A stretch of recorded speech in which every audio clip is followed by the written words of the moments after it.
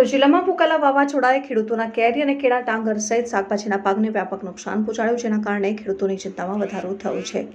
આ સાથે તેમણે રાજ્ય સરકાર પાસે ખેતીના નુકસાનનું સર્વે કરાવી સહાય આપવાની માંગ કરી છે।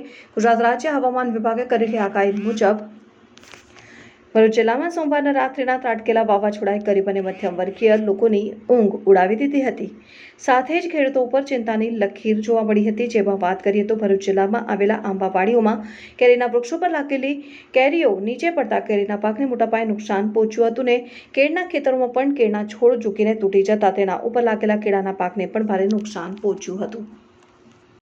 મારું નામ અંકુરભાઈ વિઠ્ઠલભાઈ વસાવા છે। હું કાંસિયા ગામનો ખેડૂત છું। આ 2 દિવસ પહેલાં જે વાવાઝોડું આવ્યું છે એમાં કાંસિયા ગામના ખેડૂતોને આ ઘણી કેળો પડી ગઈ છે। કેરીના ફળને બહુ મોટું નુકસાન થયું છે। 2 થી 2.5 લાખ રૂપિયા કેરીમાં નુકસાન થયું છે, કેળના પાકને નુકસાન થયું છે। સરકારશ્રીને અમે કહેવા માંગીએ છીએ કે આનું સર્વે કરી ને વહેલી તકે સરકારશ્રી ખેડૂતોને વળતર આપે એ બદલ સરકારશ્રીને અમે 2 હાથ જોડીને નમ્ર વિનંતી કરીએ છીએ।